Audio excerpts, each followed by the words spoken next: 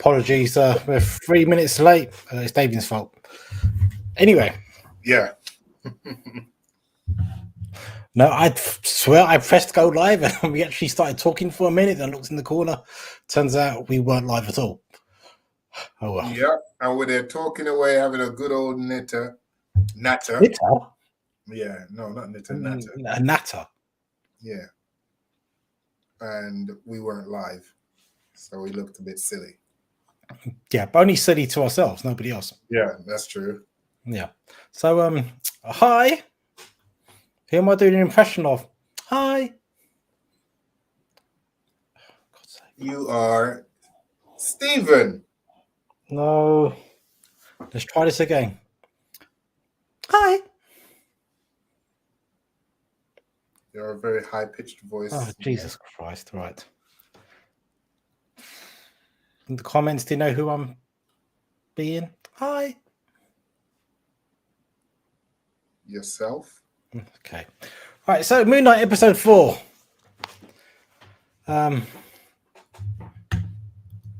No, I'm being the hippopotamus. Not Amit. Unless you think Amit is the hippopotamus, which I don't think it is. Yeah, but yeah, because Amit's supposed to be a crocodile. Yes. Hippo. Yeah, thank you. Mr. Cato got it. The big hippo is okay. Everybody got it. Everybody got it. That I was trying to be the hippo, apart from you, Davian. Apologies. Yeah, your reputation just declines day by day, week by week, month by month, amongst our followers. But yeah, so I'm just going to get straight into it. What the hell happened in this episode? So we open up and we've got like this kind of Indiana Jones themed episode going on where they go to actually visit Amit's tomb, and we get like weird stalky skeleton type things going after them. We see a very awkward kiss between Stephen Grant and Maya. It's more on his part. He's the awkward one. He's a very. Did ADP watch the episode? This is a good point. I mean, did you watch the episode? Everybody else got I was being the big hippo apart from you. Well, yeah, considering Kay said Amit. No, because my brother thinks the hippo is Amit. So you're a mind reader now. From that comment, you got that. Dude, he's my brother. I can pretty much read his mind. Yes, like. I did watch the episode to answer the question. On the big TV. Obviously, the TV wasn't big enough. Yeah, it should be a little bit bigger. 58-inch ain't big enough. Yeah, so if for episode 5 and 6, if Cake or Mr. Kate want to join me for the stream and we kick Davey out, I'm open to suggestions. I am open. Yeah. Considering that I've actually come up with a brilliant theory that you've just seen as well, which links to this. It's a Easter egg. I want to call it a theory. Yeah, Easter egg, but it's an amazing one that not many people would have thought of. It's actually kind of me who ended up linking all together. Anyway, so we get this. It's true. I mean, like. We get this amazing kind of scene where we've got these weird skeletal creatures chasing after them. We see sacrifices and people's organs being taken out. Then we see. I'm going to go straight to the end. Yep, I'll get onto Tara and my amazing impression of her. I'm just going to go straight to the end, all the midpoint where about 75% into the episode, we see Arthur Harrow shoots Mark Spector / Stephen Grant. Notice how he's shot twice. One for Mark, one for Stephen. Well, he shot him near enough the same spot. But I'm just doing that for visual effect. Okay, yeah. God, you're having a bad day today. So we see Stephen kind of descend into this pool. He's going down, and we see a scene of a really bad Indiana Jones Tomb Raider type ripoff of a movie called Tomb Buster, where the main character is called True. Stephen. Did you watch this episode? Oh, you're talking about you're going straight to the end. Okay. What have I been doing for the past couple of minutes? Okay. Jesus Christ, you're an idiot sometimes. Yeah, I got you now. Yeah. Right.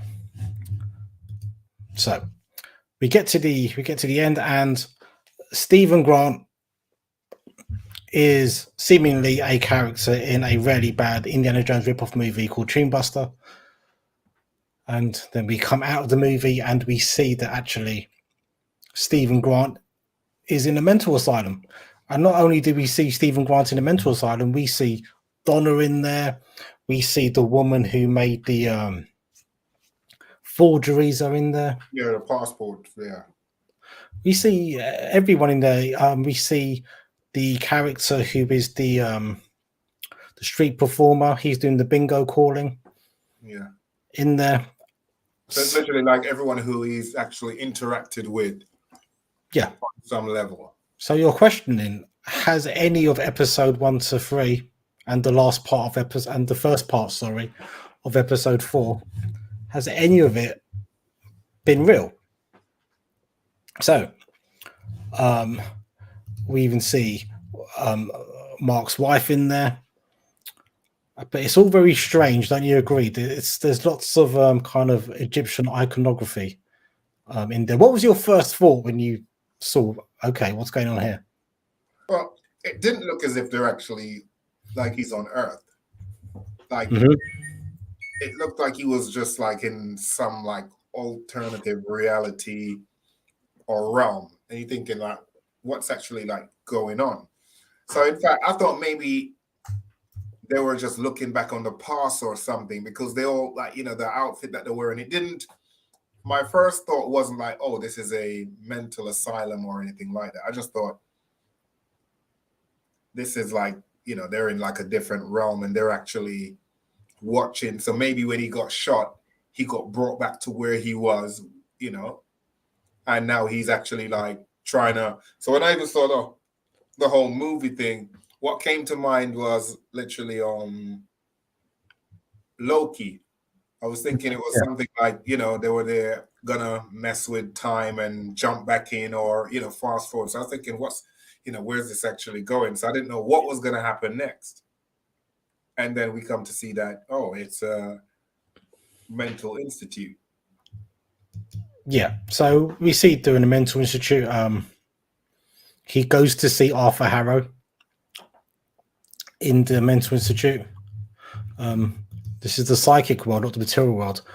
I think he goes deeper than that, actually, but I'll get onto that in a second. He sees Arthur Harrow. Kind of in the reflection, you can kind of see Arthur Harrow with his really dodgy kind of Lonsdale slippers he's wearing. Because, you know, only people like Arthur Harrow wear Lonsdale. Which is a very respectable brand. And all the hip people wear it. No, I thought Davey P was going down this path. You've got it wrong. All right, type out what you think's happened, and we'll see if we agree, because I'm sure there's many differing opinions of what's happened. So you see Arthur Harrow, and he kind of fights to escape Arthur Harrow, and he busts open a window, and he gets past the security guards, and then who does he run into? Mark. Well, it's Mark, and it's this beautiful scene where they hug each other, even though Stephen's been making out of his wife, and Mark threatened violence against him. Yeah, and it's interesting that Mark still looks like him. Well, yeah, because they're the same body. Yeah, but where they are right now, it's not like they're in the, unless it's basically like a situation where he's in his head and now they're actually interacting. But if you were to see someone who's not you, when you actually see the real person, you're going to see them what they really look like, not And the that's what they both really look like. They both look like that. They both look like Oscar Isaac. I'm trying to think. I wouldn't read too much into that. But as they're kind of hugged and they're escaping, we see a third sarcophagus, which is kind of shaking and somebody's in it. I don't know about you, but I've got a pretty good idea of who's in that sarcophagus.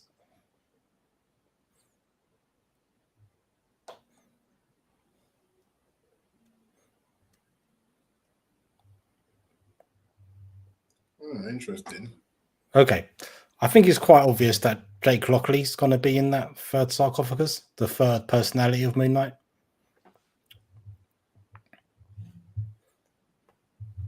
So yeah, Arthur said this is the psychic world, not the material world. Yeah, it's Jake Lockley, and it's going to be Jake Lockley in that third sarcophagus. But it's interesting that he didn't actually really go in there, because I think the fact that he doesn't know that he exists, yeah, so thing to go in there to try and let me see who's got no reason to save him. And I think that's as well why Arthur only shot him twice, because had he known about the Jake, I think it's kind of more symbolic more than anything. Yeah. But I think he would have shot him 3 times had he known Jake Lockley was in there. And they're running, and they see kind of lights swaying and stuff and whatever. And then they get to a door. But no, wait, remember when they were running, it seems like the whole physical structure of where they were was starting to shift. Yeah. Like literally like it's becoming unbalanced and it was tilting type of thing, because you could see that trolley that like the mental institute workers had started like running it, instead of being flat, like literally because the building is now slanted, the floor is slanted, it started to move by itself or whatever. So it seems like maybe like now that they've freed each other and they're escaping, it's like that whole false narrative or reality is actually collapsing on itself. So they need to actually get out before it actually collapse with them inside there, because you never know what could actually happen. So I think it is a false reality. So they get to this door, and who's behind the door? A big talking hippo who says, "Hi." And I just love the way they're both screaming. They're both screaming their own characters. Like Stephen does this very kind of high-pitched scream. Whereas Mark also does quite like a non-manly scream, but not anywhere near as Stephen's scream. So yeah, I think it's probably because they're both shocked, including Mark, because I think maybe even when they've seen the gods, like when he's seen Khonshu, he's always just seen him mummified. He's never actually seen him like, in his flesh, like looking like how we saw that one. So I think if they probably had seen that hippo mummified, it wouldn't be shocking, because they're used to, seeing Khonshu like that. But the fact that it's just the situation they're in. I think it's just all got a bit too much for them. Anyway, according to Egyptian mythology, Tauret is the god which is shaped like a hippo. In Egyptian mythology, Tauret is the god of fertility, but it's also the god that kind of takes you to the afterlife and kind of protects you as well. So while Arthur says this is the psychic world, I think we're actually in something a lot deeper. I think Tauret, they're actually in some kind of purgatory, some kind of Egyptian underworld now. I think, they have been shot dead. I think that was real. I think what we saw up until that point was real. I don't think anything we've seen has been a lie so far, including this, personally. Yeah, I get what you mean. I think it's a case of like he's been shot. He's not completely dead, but he's in between dying and So literally, like you said, he's in purgatory, which is just he's like in the middle. Yeah. So Bavik, you don't body shame yourself. Come on, you're not a hippo. Come on, little brother. Come on. I want to see some positivity from you. You're not a hippo. Unless you really want to be a hippo, then it's fine. You can be a hippo. Man's not here to, like, tell you who you're not and who you are. But you're not a hippo. You're a Umaria. Remember that. Be proud.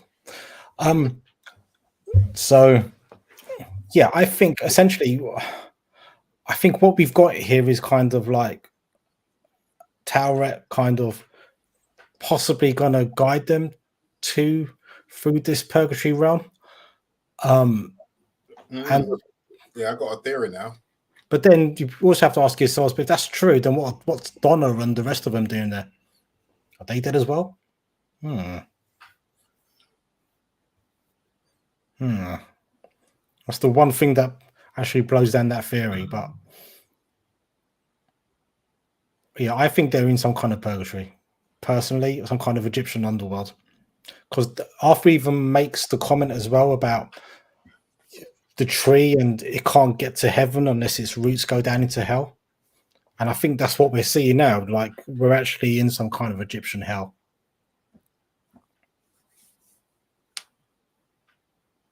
Yeah, my theory is, can I go? Yeah. Yeah, my theory is they have been shot. He has been shot. He's not quite dead. But depending on how that quest ends in his psychic form right now, where he is, it will determine whether or not he lives or dies.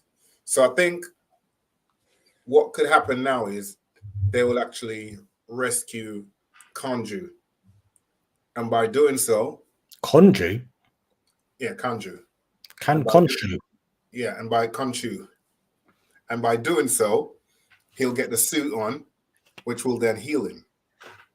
Because that's the only way he will actually live. Because you're right there now, you've been shot twice in your chest. You're nowhere near a hospital, so how else are you going to actually, like, survive? Unless, as well, I'm thinking as well, maybe those people in the mental home aren't actually real.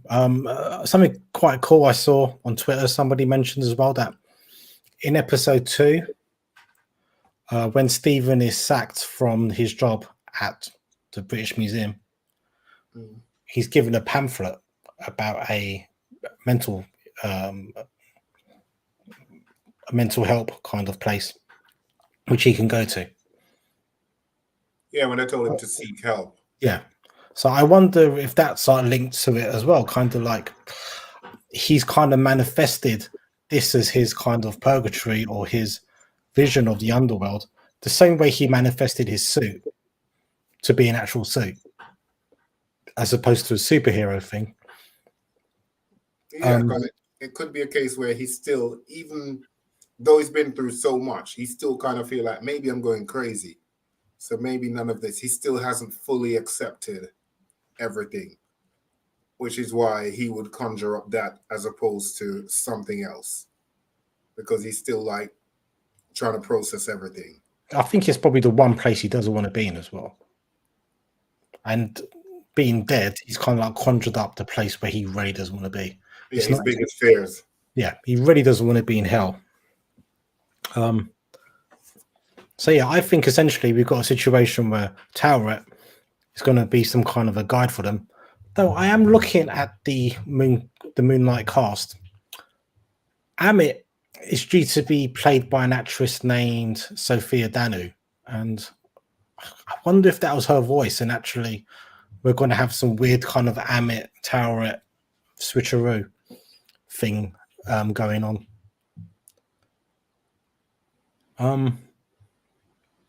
Yeah, it's yeah, there's a lot going on here, and I quite liked the twist, personally speaking.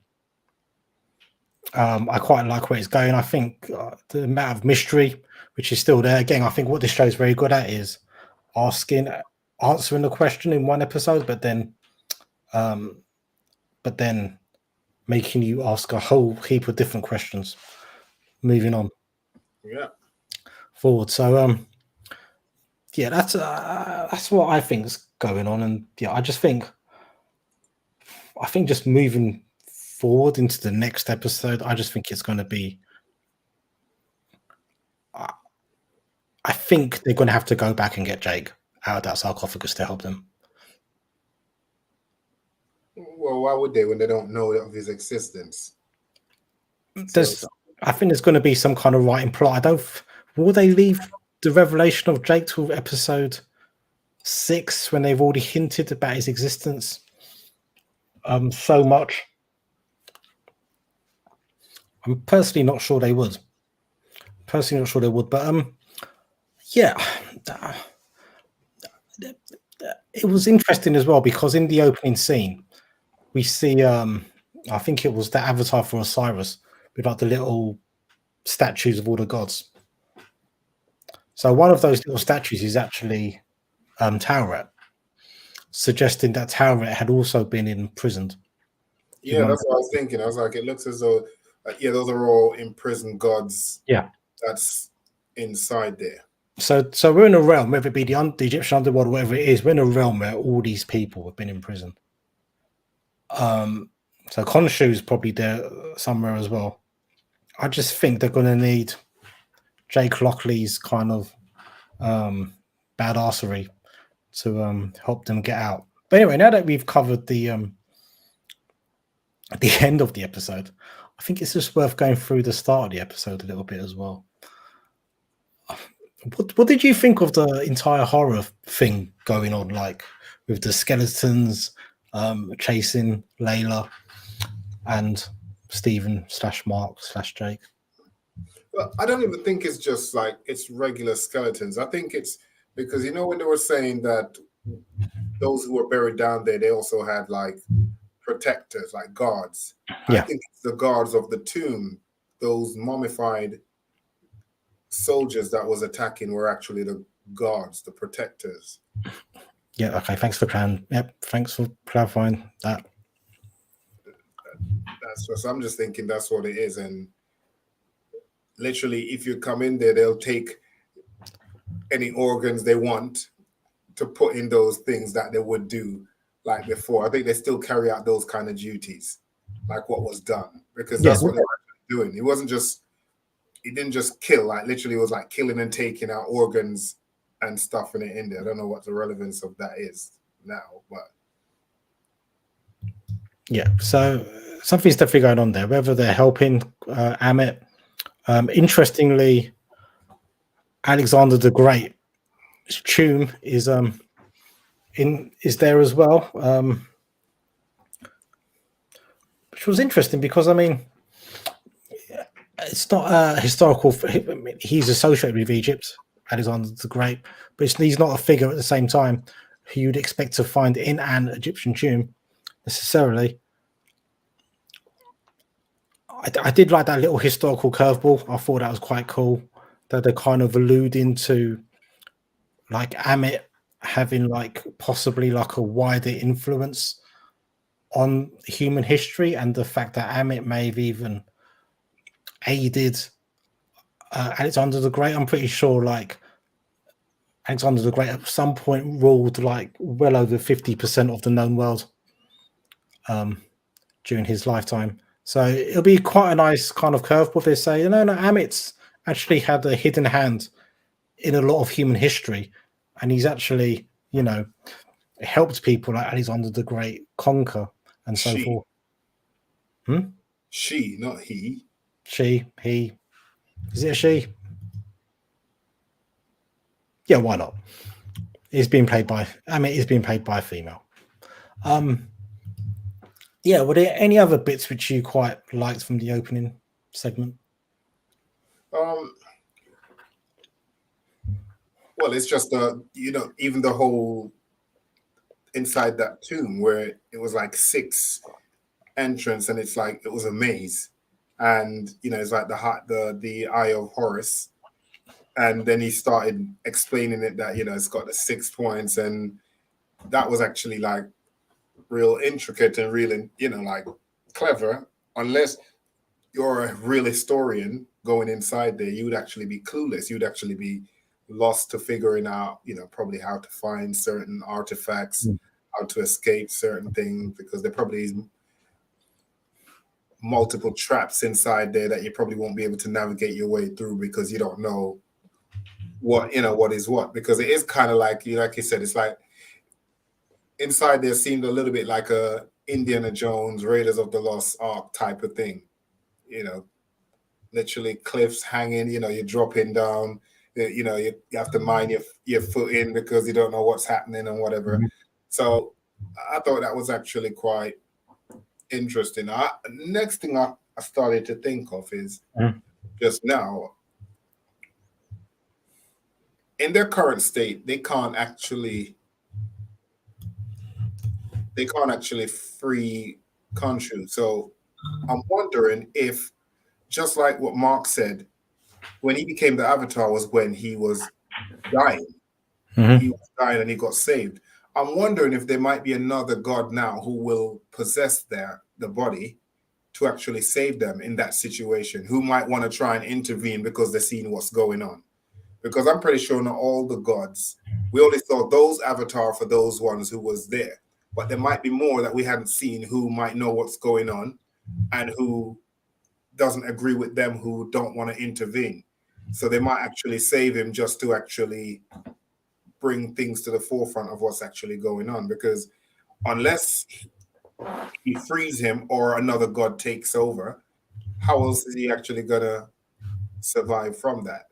You didn't see anything that showed that they had any kind of medical equipment with them that, we're going to be able to perform surgery that you got shot right now, 2 bullets to the chest.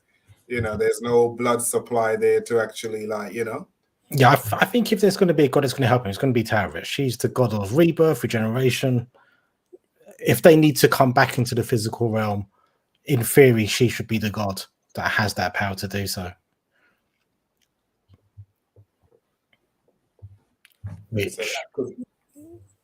Which could actually be quite interesting, because considering he's got multiple personalities, even though it's one body, who's to say you can't have 2 gods in one body, considering there's 2 different mindsets, so there's multiple personalities. That would get way too complicated. Oh god, I hope that they don't go down that road. That would just be way too much. But yeah, as well, interestingly, we find out that Mark was there when Layla's dad was murdered. Not Layla. Yes, Layla, sorry. Layla's dad was murdered. But murdered by Mark's partner, which leads me to believe could that be Jake Lockley they're talking about? But then if it is Jake Lockley, then Mark knows about Jake Lockley. So that suggests to me that it's another person who's killed him. Like another. Because if it's Jake, then it would be him himself, the same body. Yeah, because it suggests to me that he knows who's killed him. Well, yeah, he did say he knows. He said it just to him, he knows that who Jake Lockley is. Sorry. Yeah, because he said it was his partner that got greedy and double-crossed them, and potentially it could be Bushman from the comics.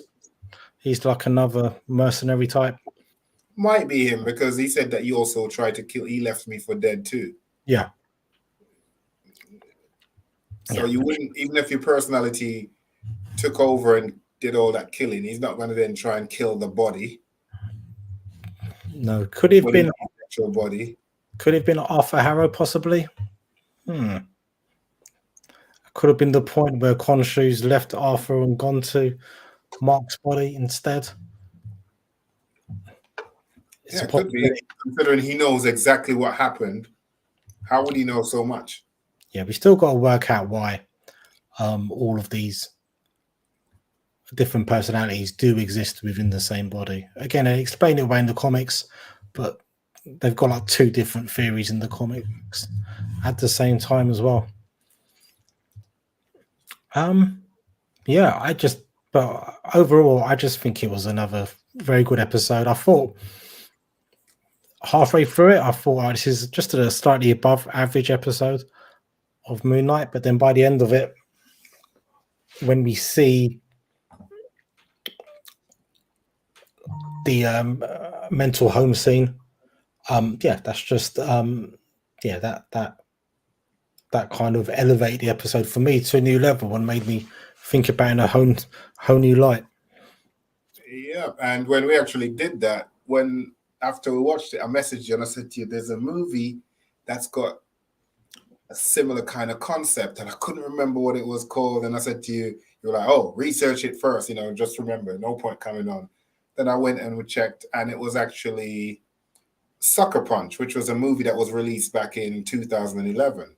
And literally, if you're going by the scene, if we go right back to the end of this episode, where he basically was in a mental institute, and it seems that everything that was actually happening was actually fantasy, what he conjured up. And Sucker Punch is exactly the same concept. It's literally about a woman that's in a mental health institute, and she literally conjured up like all the individuals that she interacted with, like all the workers, the doctors. She basically, in her head, the story was like these were like all monsters, and she was on a quest trying to like defeat them to get freed. And funnily enough, one of the main characters in that movie, or should I say, one of the main cast members in that movie was Oscar Isaac. He was actually in that movie as well.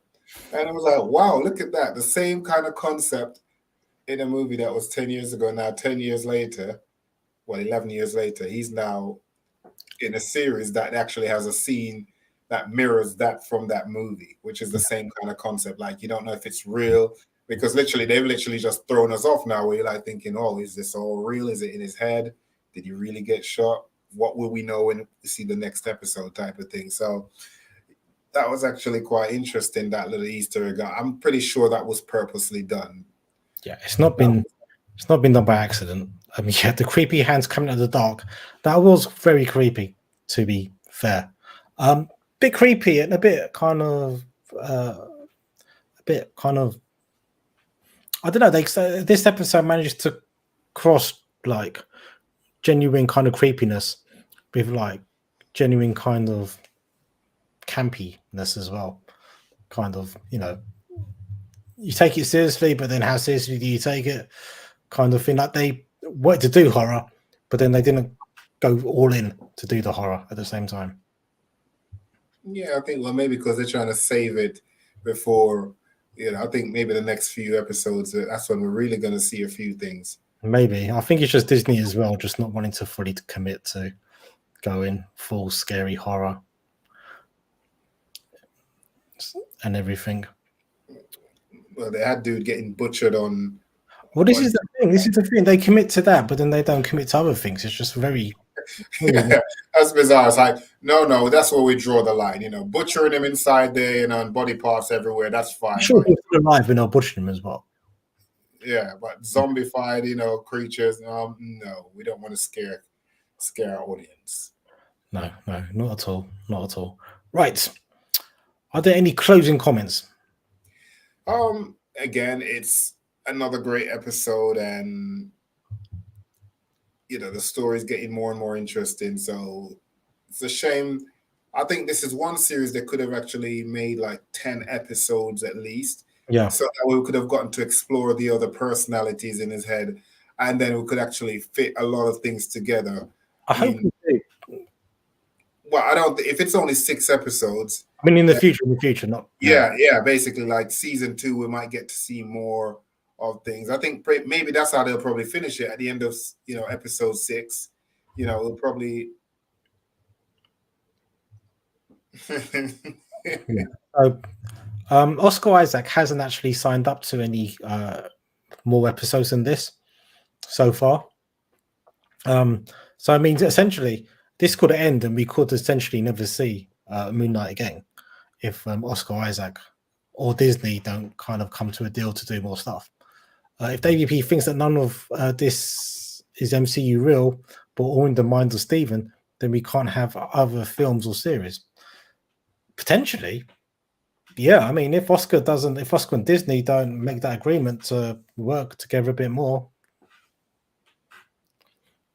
I'm sure they will, but maybe they're just leaving it a lot like that as well. So if they need to, yeah, I think it would be interesting also if they don't actually kill off, Arthur Harrow, and he comes back, because I think he's a very, very interesting character. And again, Ethan Hawke just showing the depth of his talents, even just coming into this, like, he genuinely is like creepy, but also at the same time captivating when he's on screen. Like, you just want to know what he's saying.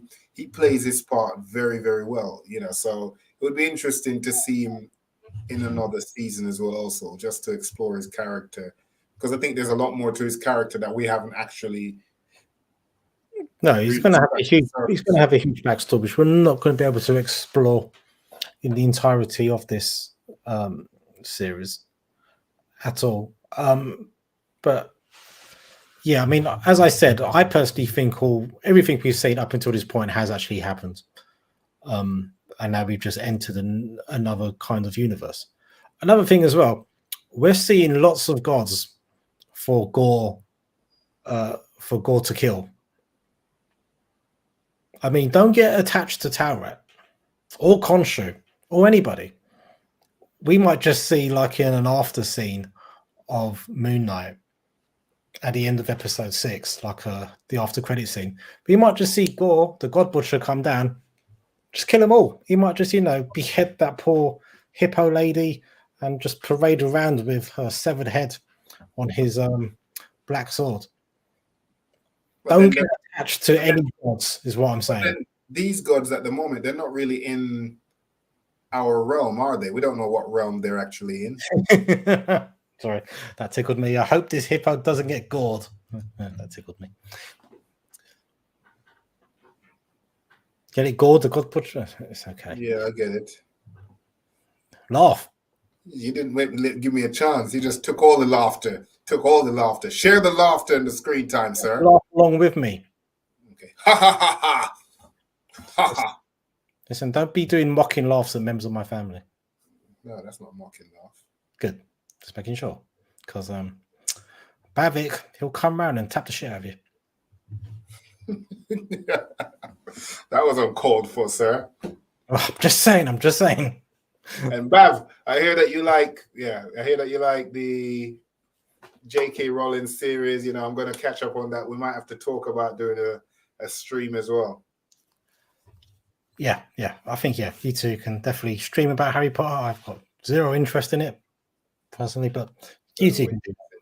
That's fine. So, I'm just saying, all I'm saying is gods don't get attached to, in fact, any god in the MCU, just don't get attached to them until you see Love and Thunder, because there might even be a scene in Love and Thunder where he kills Tauret and all the other Egyptian gods, because that's what he does. He kills gods, and he bloody loves it. Actually, David P. has his milk the cow technique, but I think Bav will be able to block those moves. Personally speaking, I saw Bavik on Saturday. His arms are looking pretty big, man. I mean, it's I would take him on in a fight bigger than yours. A lot bigger. I'm going to sign up to one of those 6-week boot camp training there to get everything. That's why I'm wearing all black today now. Like, it makes me look slimmer. You can't really see anything because I've blended in with the chair. You can't quite see. And I'm sucking it in. So 6 weeks boot camp before I get that back for the Vayman calendar 2023. Have you run this past me? Yeah, we'll do that after the stream. Yeah, good. Right. I think we've covered Moon Knight in its entirety. Looking forward to episode 5, which is going to be... it's going to be just as dark and just as weird and probably just as confusing as well. Yes, yeah, it's been great. As we finish now, after we do our debriefing, I'm literally gonna have to do another music reaction. I just did one for one of our viewers, edited it beautifully, got it up, and now it's been blocked. Typical YouTube. So I'm gonna have to redo it and just do an audio version of the song rather than the music video. So apologies for that, but yes, more content's coming out soon. Sorry off about this as well. We'll go offline. Right, everybody. See you later.